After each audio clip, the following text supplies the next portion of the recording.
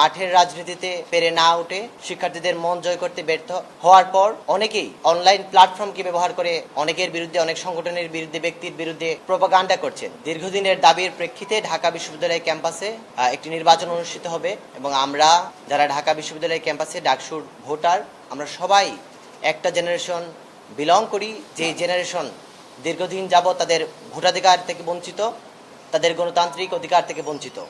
সেই অধিকার প্রতিষ্ঠিত হওয়ার একটা সুবর্ণ সুযোগ আমাদের সামনে এসেছে এবং ঢাকা বিশ্ববিদ্যালয় ক্যাম্পাসের শিক্ষার্থীরা 5 আগস্ট পরবর্তী সময়ে কিন্তু ডাকসুর আওয়াজ তুলেছিলেন এবং সেই তাদের যে চাহিদা, সেই চাহিদা এবং এখন যে বর্তমানে ক্যাম্পাসের পরিবেশ, আমরা বিশ্বাস করি শিক্ষার্থীরা 9 সেপ্টেম্বর ভোট কেন্দ্রে উপস্থিত হয়ে তাদের ভোটাধিকার প্রয়োগের মাধ্যমে তাদের যে পছন্দের প্রার্থী তাকে বাছাই করতে চাইবেন এবং তারা উপস্থিত হবেন বলে আমরা বিশ্বাস করি।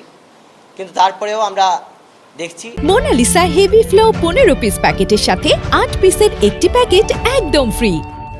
যে মাঠের রাজনীতিতে পেরে না উঠে শিক্ষার্থীদের মন জয় করতে ব্যর্থ হওয়ার পর অনেকেই অনলাইন প্ল্যাটফর্মকে ব্যবহার করে অনেকের বিরুদ্ধে, অনেক সংগঠনের বিরুদ্ধে, ব্যক্তির বিরুদ্ধে প্রোপাগান্ডা করছেন। আমরা মনে করি এই ধরনের কার্যক্রম ঢাকা বিশ্ববিদ্যালয় ক্যাম্পাসের যে গণতান্ত্রিক পরিবেশ, নির্বাচনী পরিবেশ, সেগুলোকে বিঘ্ন করতে পারে, নষ্ট করতে পারে।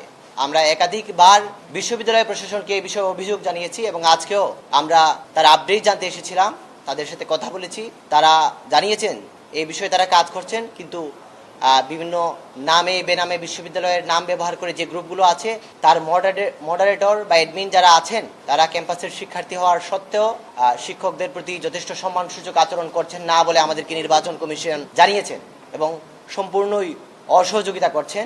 আমরা বলেছি যে আইসিটি বিভাগ এবং বিশ্ববিদ্যালয় প্রশাসন একাডেমিক অ্যাকশনের মাধ্যমে যেন এইসব গ্রুপগুলোর মডারেটর বা অ্যাডমিনদের কার্যক্রমকে নিয়ন্ত্রণ করার চেষ্টা করেন, যাতে ক্যাম্পাসের ডাকসু নির্বাচনী পরিবেশ কোনোভাবেই বিঘ্ন না হয়, নষ্ট না হয়। আমরা ঢাকা বিশ্ববিদ্যালয়ের শিক্ষার্থীদের যে গণতান্ত্রিক অধিকার, সেই গণতান্ত্রিক অধিকার প্রতিষ্ঠার জন্য নয়, আমরা ভবিষ্যতে তাদের যে ভোটাধিকার সেটাও যেন তারা শতভাগ প্রয়োগ করতে পারেন, সেই ধরনের পরিবেশ বিশ্ববিদ্যালয়ের শিক্ষার্থীদের উপহার দিতে চাই। এবং আসন্ন 9 তারিখ ডাকসু নির্বাচনে কোনো ধরনের সমস্যা ছাড়াই, অনলাইন অফলাইন যে কোনো ধরনের সমস্যা ছাড়াই যেন ডাকসু নির্বাচন বাস্তবায়িত হতে পারে, সেই জন্য আমরা আমাদের সর্বোচ্চটুকু দিয়ে ক্যাম্পাসে থাকবো, শিক্ষার্থীদের পাশে থাকবো, প্রশাসনের পাশে থাকবো। আমরা শিক্ষার্থীদের আহ্বান জানাই, আপনারা 9 সেপ্টেম্বর ক্যাম্পাসে আসবেন, আপনাদের ভোটাধিকার প্রয়োগ করবেন এবং কোনো ধরনের সমস্যা ছাড়াই আপনারা আপনাদের ভোটাধিকার প্রয়োগ করতে পারবেন বলে আমরা বিশ্বাস করি।